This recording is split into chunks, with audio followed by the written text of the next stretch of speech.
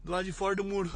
As chamas de um incêndio florestal se aproximaram do condomínio em Ribeirão Preto e por muito pouco não atingiram as casas. Onde dá para ouvir o barulho do fogo. Apesar do governo do estado afirmar que não há mais nenhum foco de incêndio ativo e de que as rodovias que ligam os municípios estarem todas liberadas, neste trecho onde nós estamos, no interior de São Paulo, aqui em Ribeirão Preto, ainda há pequenos focos de fogo com bastante fumaça. O cheiro é muito forte e a gente começa a perceber que a visibilidade também está sendo prejudicada para os veículos que passam por aqui. A fumaça preta tomou conta do céu e se tornou cenário de 48 cidades do interior do estado. Em Altinópolis, uma festa rave foi interrompida pelo fogo. Cerca de 500 pessoas precisaram ser atendidas devido à inalação de fumaça. É impossível ficar aqui, tá claro, isso aqui é fumaça. A gente está desmontando a barraca para tentar ir embora. Foram registrados 3.480 focos de incêndio no ano em São Paulo. É o maior número em quase 30 anos. Segundo a Defesa Civil, mais de 34 mil hectares de áreas foram destruídas. O governador Tarcísio de Freitas falou hoje sobre os prejuízos e verbas destinadas para ajuda. Agora é tomar as medidas de prevenção, né, as medidas que vêm aí pós-enfrentamento dos incêndios. Vai passar da casa de R$1 bilhão, porque isso pegou muitas lavouras, né, cana que estava, lavouras que estavam em processo aí de recuperação, renovação de ciclos de renovação de cana. Nós pegamos brotos de cana pós-colheita que foram perdidos, se perde a matéria orgânica, pequenas propriedades que foram destruídas, que perderam também os seus suprimentos, né, perderam animais, né, perderam instalações. Então a gente vai agora dar o suporte, né, principalmente para que esses pequenos possam ter o custeio. Então a gente vai auxiliar o agro como um todo com o seguro, com a subvenção do seguro rural. A gente vai destinar R$100 milhões para isso. E para os pequenos, a gente vai entrar com um crédito especial do FEAP, onde a gente vai dar 2 anos de carência e uma taxa de juros zero. A Polícia Federal instaurou inquéritos para apurar as causas dos incêndios. 3 pessoas foram presas no estado de São Paulo. Não conseguimos constatar nenhum tipo de relação entre essas pessoas, nenhum tipo de movimento coordenado. Então, por um lado, eu tinha uma situação climática diversa, por outro, eu tinha 2, 3 indivíduos fazendo fogo e cometendo crime, outros descartando material de forma irregular, fazendo fogo da mesma forma. O fato é que tivemos essa situação complexa, né, e que tomou uma proporção gigantesca, causando um prejuízo. São mais de 20 mil hectares queimados aqui no estado. O Tribunal Superior Eleitoral fechou acordo com os partidos sobre o repasse de recursos do fundo eleitoral para as candidaturas de mulheres e negros. Assunto muito importante que o repórter Marcos Amoroso, direto de Brasília, vai nos contar. Boa noite, Amoroso. Boa noite, Amanda, Augusto e a todos que nos assistem. Os partidos pediram um prazo maior para fazer o repasse do dinheiro destinado às candidaturas de pessoas negras e de mulheres. Pela lei eleitoral, esse prazo se encerraria agora, no dia 30 de agosto, a próxima sexta-feira.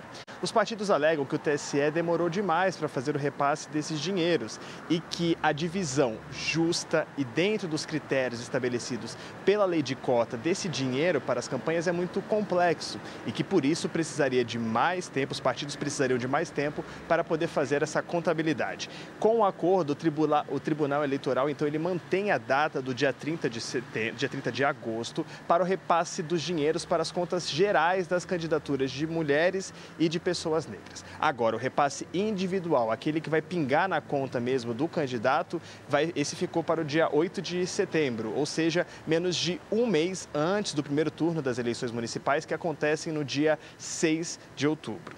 Segundo o TSE, do total de 456.310 candidaturas registradas, 155 mil são de mulheres e 301 mil são de homens. Desses totais, 80.700 mulheres são negras e quase 160 mil homens são negros. Volto com vocês no estúdio. Obrigado, Amoroso. O Rede TV News fica por aqui. Muito obrigada pela sua companhia. Voltamos amanhã às 7 da noite. Até lá. Boa noite para você. Até amanhã.